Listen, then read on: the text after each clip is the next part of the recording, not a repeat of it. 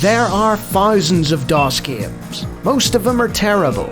I play one selected at random with a 20-minute time limit and record it live. This is the result. Welcome, ladies and gentlemen, to another exciting episode of the Random DOS Game Show. And this is Noria Works presenting a cyclone and canyons. And look at this. It appears to be some sort of racetrack. So, let's get cracking, shall we? And skip this cutscene to start this game. Thunder something. Let's just go. Single race. Okay, so we've got team selection. Alright. Okay. It's a decent little menu, I guess. And then we've got pilot selection. It's only 2 options, okay. That looks like a doll rather than a person. Look at that. Like a Chucky doll. Okay. And apparently we're off to Midgard. Isn't that where the Vikings are? And there's some weird noises here. Hopefully this'll work. Oh, look at this. Okay, ready. I am. And we're off with Noria Works' Thunder something. The frame rate is not great. And correct me if I'm wrong, but it looks like a sort of voxel world. And you have a environment of sorts that you have to navigate through. And there's checkpoints, and it's sort of a bit Wipeout.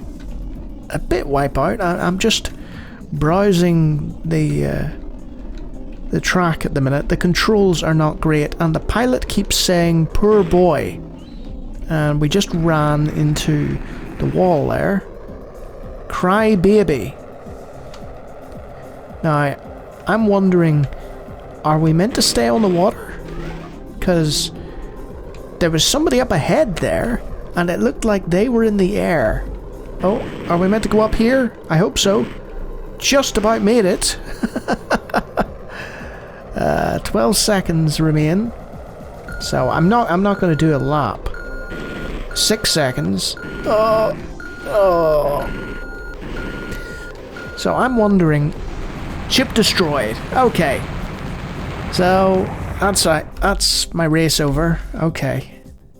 I'm going to have a quick look at the controls and get back to you on this, because there was no manual.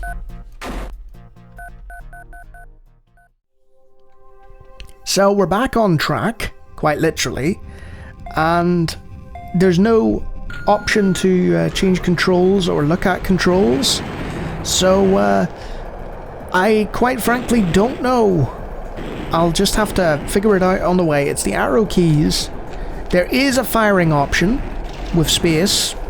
Does page up, page down do anything? No. Shift doesn't do anything. There do appear to be some power-ups on the track. And various advertisements and stuff. But it's not really inspiring me. I have to give credit, like, to the engine designers. You know, compared to the likes of Hi-Octane and Slipstream, this isn't bad. It's not bad. You know, it's a different way of doing the graphical style, I think. You know, there's a slightly greater draw distance, and I could have sworn you'd have to hover or something, you know, but apparently not. Apparently we just go and nosedive into water and just keep going that way. And we're out of time again. Oh no! We completed a lap! Ha-ha! Everything's coming up Lawnie now. Right, let's really race ahead. Sudden excitement because I realised, oh, now I'm too excited. And I'm gonna blow my ship up here. This is the practice mode. Let me do that right. This is the practice mode of the game. Those who get that reference I applaud you. And the controls aren't great, but you do get used to them after a while. It's a matter of sort of figuring out your ship's turning rate. So you can really sort of put quite a turn in, but by doing so, the camera means that you're limited in your view. I'm not doing too bad. I feel like I'm probably not going to make this lap. Come on, 11 seconds. Right, let's really kick into high gear here. Yes! 1 lap to go, 79 seconds to do it. Let's finish off this practice. Whoa! It's like, there's a game I played a while ago, completely different genre, by the way, called Extreme Assault, which had a lot of interesting sort of 3D effects, but that's not what I'm going to compare it to. This is more sort of Comanche-style vector-based. No, it's very forgiving with the whole sort of running into things. In Extreme Assault, you piloted a helicopter, and, you know, if you bounced off things... Comanche was similar, actually. If you bounced off things, it was like, you're alright, don't worry about it. And this is the same. The focus is on the race, but having said that, you can tell, you know, the publisher Noria Works and so on, it wasn't a sort of AAA production, you know? You can tell they're little giveaways, but in all honesty, he says, his voice breaking because he's still a teenager apparently, this isn't too bad. It's palatable, it's playable, and it's alright.